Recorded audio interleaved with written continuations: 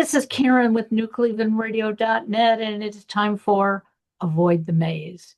Now, if you happen to be a parent of a child who is neurodiverse, and if you don't know what that is, well, we will explain it as we go on. But if you're a parent, you probably know. And we're going to talk about the fact that none of us are going to walk this journey exactly the same way, but we can support each other. We can find the tools that we need to get through it.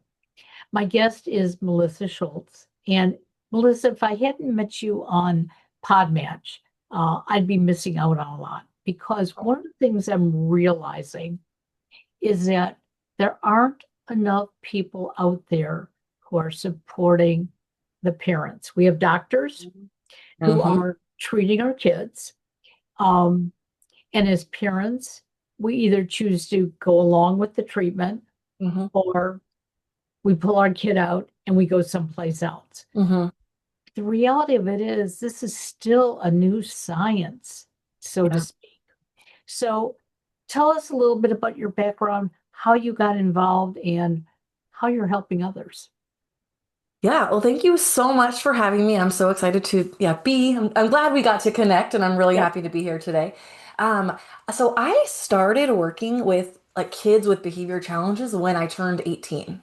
So I just really knew that I wanted to help, youth with behavior just have a better life. And so it was like at the time it felt like a kind of more of a random twisty journey. And now when I look back, I'm just like, it just like very perfectly led me to where I am right now.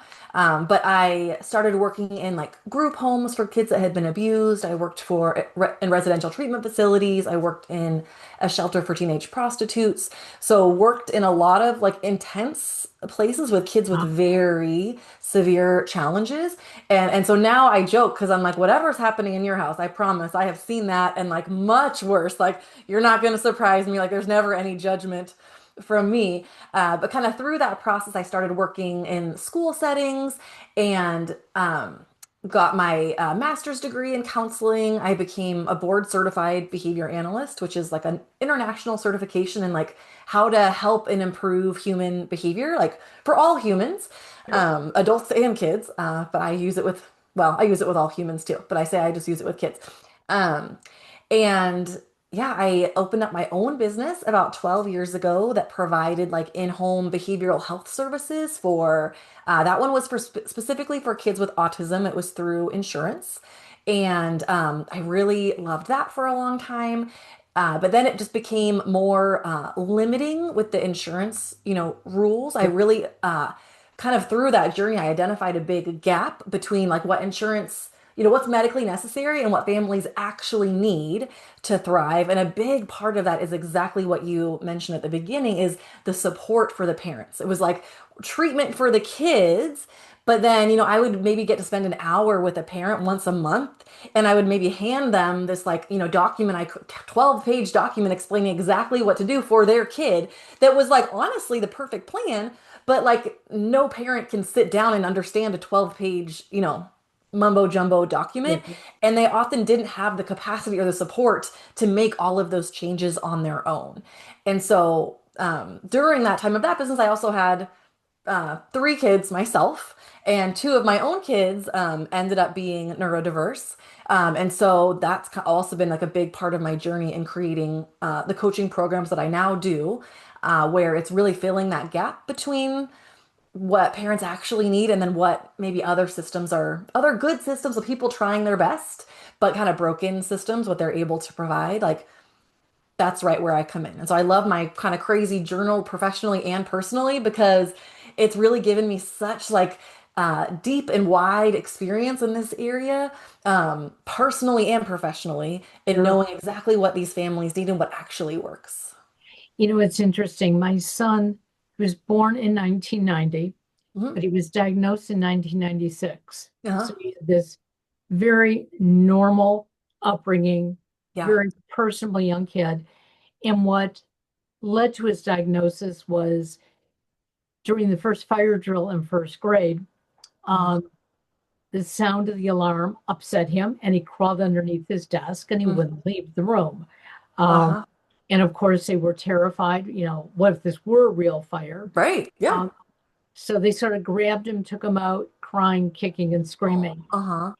And then I was told, you have to have him diagnosed. We think, just from this one incident, we think he's That's on the spectrum. fascinating.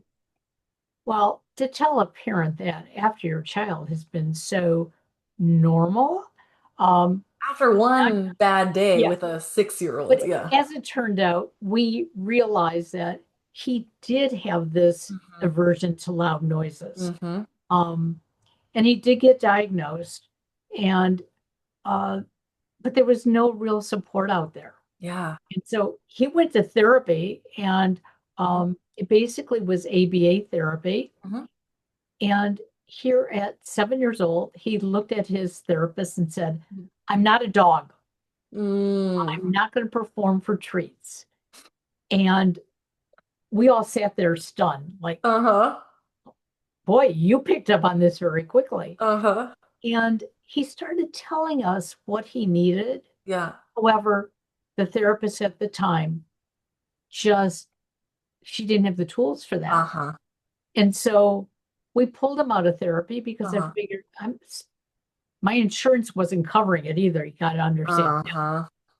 So I'm going to fast forward to today. He is extremely functional. He's working in the sports industry. He lives on his own. He drives a car. He Yeah. has friends. Okay. But Yes. it took us almost 25 years to get to that point. Yeah. And then I started hitting myself. Why did I say those things to him? Why did I do certain things? Oh, uh-huh. And that's when I decided to go for my training so that I could support myself and not Yeah. feel guilty. You Yes. were doing this work even before you had your kids, correct? Yeah. So, how was it when you had kids and you said, oh, I need to use some of my training right here at home? Yeah. I mean, I kind of always had planned on using my training to raise my kids, right? Like that's Right. a big bonus. But yeah, I think in some ways, like it's given them so many protective factors because we just kind of like, had we known when they were born the diagnosis, we would have done a lot of the same things. So they kind of got a lot of early intervention, even though they weren't yet identified. Yep. Um, but yeah, it's been even knowing all I know, it's still been very challenging to try to navigate the services for them. Um, I so like that's like something that breaks my heart often is because like I have gotten so overwhelmed. Like I've even been a service provider with the exact same companies. So I've been the provider on the other end. I know that the process is inside and out. And then as a parent on the other end, just seeing the mess, seeing how hard it is to advocate for those services, seeing just like different things that are in the system that are really wrong and actually hurting our kids has broken my heart. And I am so thankful that I know better. And so I can shield my kids from some of that and navigate it to the best I can. But so many families don't have that background, don't have that resources, maybe don't even have English as their first language, and they're out there trying to navigate this mess. And so, yeah, like they just, my heart really just breaks and wants to do everything I can to help the whole So process. now you're coaching, which is Hmm. different than therapy. Yep. Um, and a lot of people don't understand that. I still get questions from some of my clients that will say, oh, well, don't we have to talk about my childhood to figure out why I'm parenting? No, no, no, Hmm. no. This is Mm-mm. coaching. We're going to start from here and go Yes, forward. So, exactly. how do you find, or how do clients find you? And what are some of the support mechanisms that you provide? Yeah, clients, I get to work with clients anywhere. Everything I do is on Zoom. So I go to conferences, I do lots of speaking, on lots of podcasts, like, all the things to just try to get the message out there. And I just really want parents to know this type of support is available. Because I know there are parents literally Googling it right now, like, how can I get help? And they just don't know that I exist or people like, us exist. And so I spend a lot of time just trying to get the word out that that support's available. And then when I do work with clients, I have a couple different ways. I have like a one-on-one coaching program. I have a group coaching program. They're both really fun. And I work on two things with all my clients. Like the first thing is usually kind of why they come to me. And it's like, how do I get this behavior to stop? What do I do, when they're not listening or when they're hitting or screaming or tantruming or, fill in the blank, whatever the thing is. And so I really walk them through like a proven research-based process that actually works, even for kids that are strong-willed or really sensitive or neurodiverse. So it's like, this is what actually works. Stop Googling things because Google's going to tell you lots of confusing, Yeah. conflicting things, right? This is what's going to work for your unique child's brain and personality and your family. And then the other piece is what a lot of parents don't realize. It's, they put it on the back burner is like, I help them take much better care of themselves, manage their own triggers. I teach them like just lots more tools to calm down their nervous system so they can stay regulated, increase their capacity so they can just handle more, right? When you have a kid with higher needs, that can feel really overwhelming. But if we can kind of increase how much we can handle, then it's a lot less overwhelming. So we work a lot on kind of staying out of that overwhelm. And then that helps them actually be consistent with like doing the things to manage the behavior. It's interesting, and I share this with my clients because I think it's important. I didn't learn those tools really till my son was 25, and Yeah. he was well on his way. Yeah. But he helped me get those tools. Hmm. At 25, he decided to find a therapist, and he wanted cognitive therapy. He had researched therapy, For him. Hmm. and it was, we saw this overnight change in him. Yeah. If he started to melt down, he would stop and he Uh-huh. would figure out what is causing it. I mean, you could see him just look around the room. Is there Hmm. is it the light? Is it a sound? Is it something internal? Yeah. And when he started explaining that to me, it was like, but I could do that too. So when Yeah. I see you melt down, I don't have to jump in and Uh-huh. tell you to stop because you're annoying other people Hmm. or I don't understand. Right. Or tell I you to just calm learned, down. right. Right. And I just learned to sort of edge myself off to the side, Yeah. let him Uh-huh. do what he needed to do. Yeah. And then I started thinking, God, why didn't I do this 20 years ago? But Uh-huh. I didn't know it 20 years ago. Yeah, and every kid is different. So like different things, like of my three kids, especially my two neurodiverse ones, they are opposite. I have to parent them, even though they're both neurodiverse, it's in different ways. They have different strengths. They have different ways of calming down. Like, so the way I parent both of them is totally opposite, but it's what they each need. Yeah. And so that is kind of the, sometimes we're like, your friend's like, oh, this really helps my kid takes deep breaths, right? And so then, a parent might go home and like, okay, kid, just take deep breaths. And that kid's like, I don't want to take deep breaths. I'm like, oh, nothing works. It's just every kid is different. Like my kids, we work on taking deep breaths a lot. And they hate talking about it. Like they're so mad if I even suggest that. My now 4-year-old, I think he was 3 at the time, but sometimes when he would have tantrums, I would just take deep breaths myself. Because that's like my little trick. Because sometimes then kids will like just match your breathing and co-regulate with you. But he's a smarty pants and he was on to me. And so one day in the middle of a very angry tantrum, I was holding him and he like covered my mouth. He's like, no deep breaths, no deep breaths. I'm like, all right, child, mom can take deep breaths. But yeah, deep breathing is not for everyone.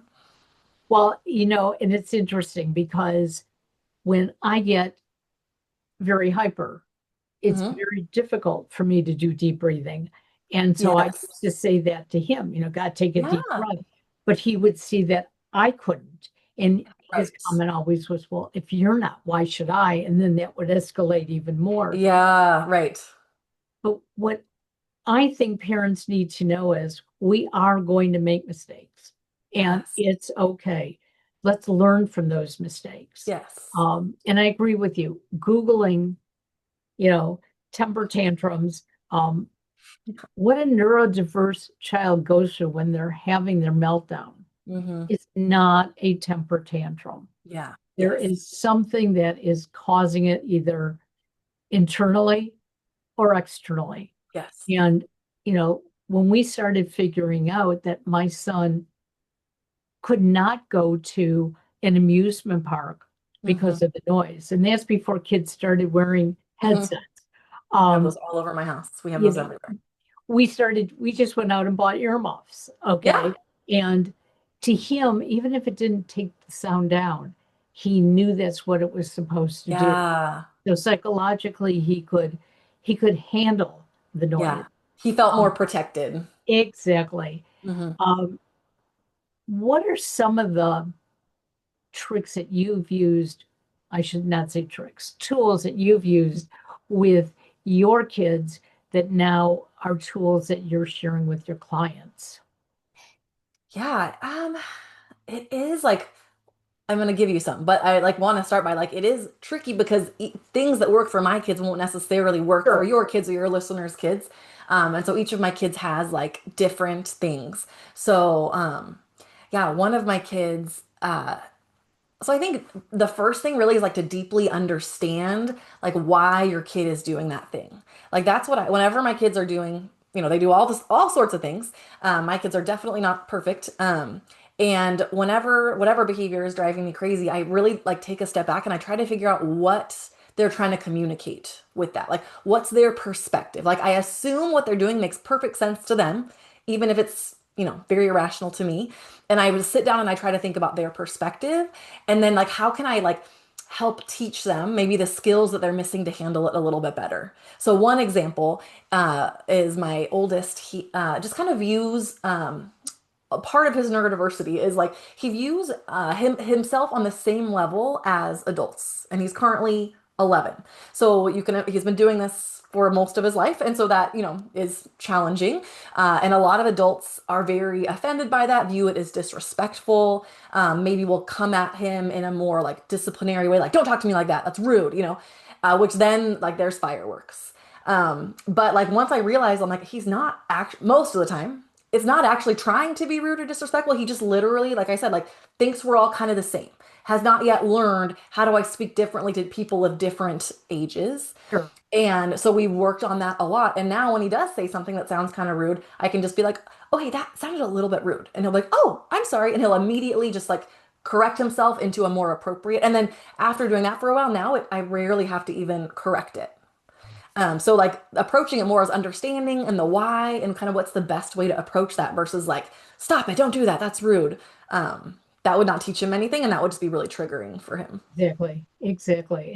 And I like that it is really important as a parent, whether it's one child, two, three children who are diverse, no Mhm. matter, we are all diverse to begin with. I think Exactly. my two brothers and myself, we all learned differently. My Hmm. oldest brother um, struggled with math and science, but did so well in English and history.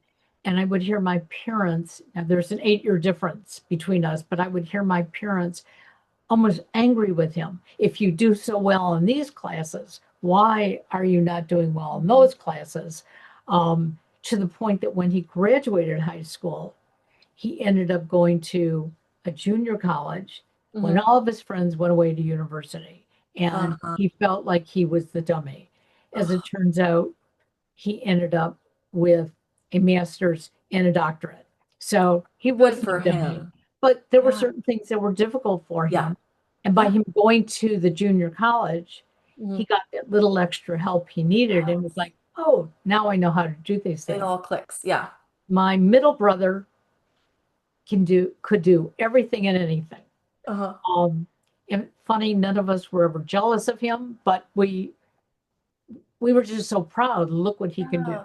Yeah. And I was the baby, and it was like I was waiting for people to help me do things. Hmm.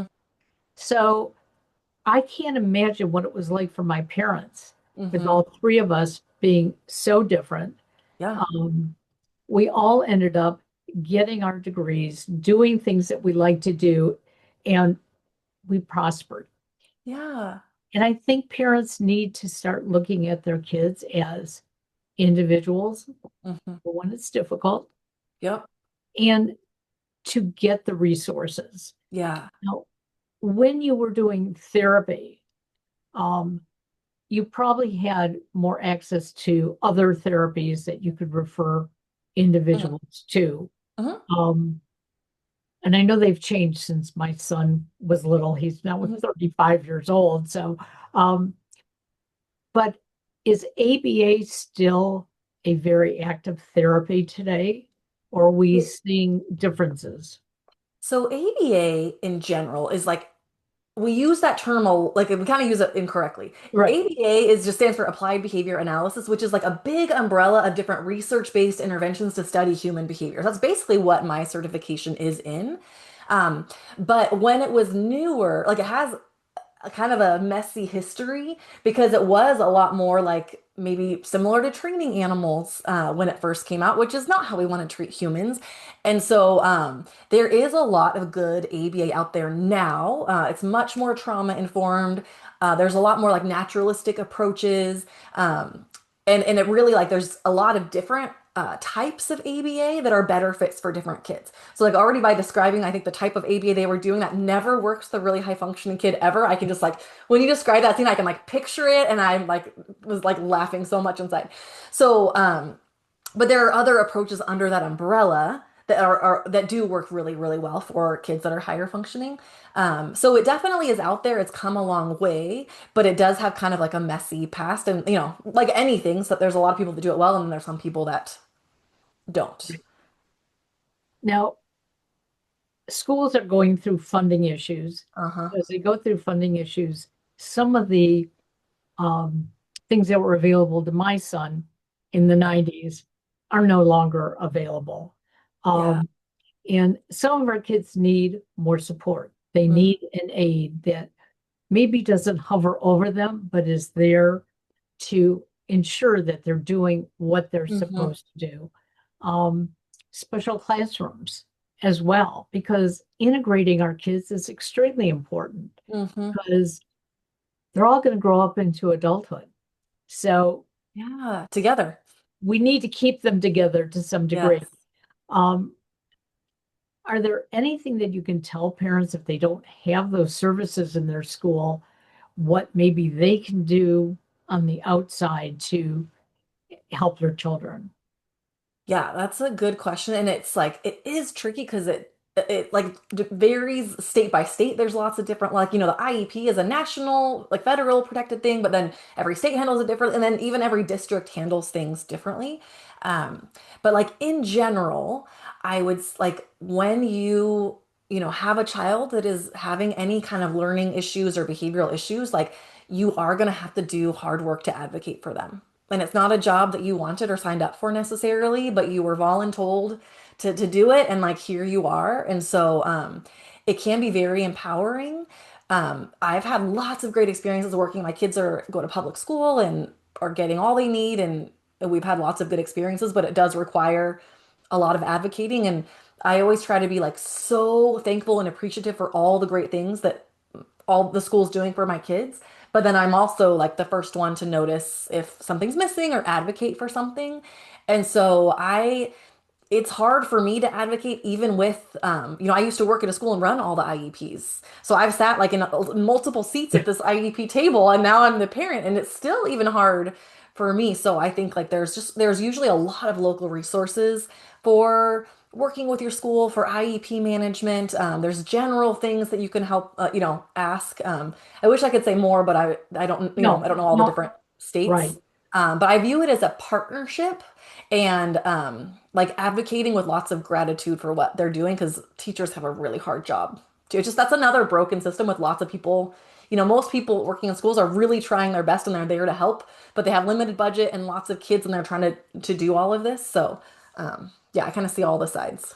Well, and I think it's also important as a parent to really understand what the IEP is. So Yeah. when it is written and then you go to read it to approve it, you need to have enough documentation on your side if you need something changed. Yes. Right. And we didn't understand that for the first couple of years. Yeah. Yeah. Um, and once we finally started understanding, wait a second, if you have documentation, or you bring somebody who's going to document it for you as your advocate, whether it be Hmm. a doctor Yeah. or a therapist or whatever, Hmm.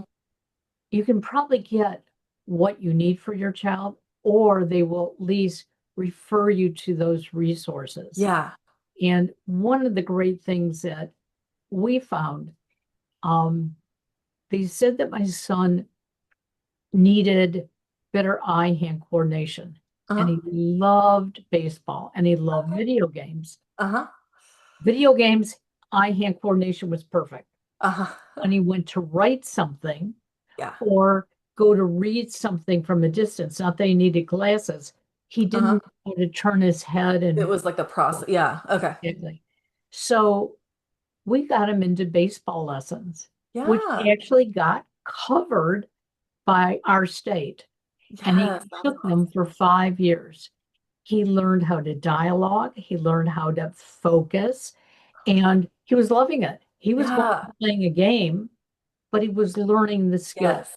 Yeah. And so I've been advocating with parents. Yeah. Find that skill that your child has Yes. and work your therapy into those skills because Yeah. your child is going to absorb it.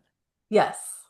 So there are ways of advocating for our kids in the right way. Yes. We're the only ones who know what it is they really like to do. We see, Yeah. Yeah. Well, I think like that goes to like motivation is just everything for these kids. And I think like we don't realize how important it is. Like we want them to do the thing because like we think they should be able to do it because they did it yesterday. But like especially with neurodiverse kids, like it's all about the motivation. Not because they're like bad people or they're selfish. It's just that's kind of how their brain works. So yeah, the more we can find out, like I just always want my kids to know what's in it for them. Right? There's always like some like and a lot of it's like you earn the privileges, right? My kids also love screens like many kids, right? So you do your homework and your chores and you listen at school and you get to earn your 1 hour of screen time or whatever it is. And so kind of setting up your home where like there's really always some kind of motivation for them to do the things that are not on their own agenda. right? And yeah, as a line, like, yeah, if we love baseball, let's do baseball. Like, if we love animal, one of my kids loves animals. So anytime we're working on anything, there's some kind of animal involved or, um, yeah, like we really want to try to align it with their own interests because usually they're not as interested in brushing their teeth or going to bed or doing homework as we are for them to do that. So, how can my listeners find you, learn more about you, and maybe um, get some coaching? Yeah, so I'm on Facebook and Instagram at Confidently Mommin, and I also have a free e-guide on my website, www.melissaschultz.com. And it's a like you so you click the button to join my email list, and there's a free guide how to get kids to listen with 3 simple strategies. That's what everyone wants really. Right. So you'll get that guide, and then I usually do webinars, or pretty much once a month I have something free going on to just serve these parents that need so much support. And so when you're on my list, you'll be the first to know about all those opportunities. And yeah, I would love to support all I the love mamas and dads out there that are struggling with this. Now, any of you that are listening and you're saying, hey, I missed all that. Well, no, you didn't, because it will be in the show notes. So feel free, go to the show notes, click on the links. Um, and, you know, if Melissa's not the right coach for you, if I'm not the right coach for you, guess what? There are other coaches out there. And I know Melissa and I both work with many other individuals. So make sure that you're connecting with Yes. somebody who aligns with you. I wish I had understood that in the beginning, because as an advocate for my son, I started I hit, beating my head up against the wall because I was working with people who just didn't understand where I was coming from or my Hmm. son was coming from. And Hmm. I found the people who said, we understand. However, we'd like you to try something different. Yeah. Like, oh, I can understand that. You're not telling me I'm Yes. doing it wrong. Right.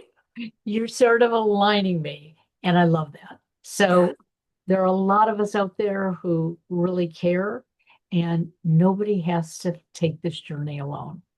Yes. Yeah. Thank you, Thank you. Melissa. Thank you It's so been much for wonderful having having me. you. It's been a Have a pleasure. great day. Bye Thank bye you. now.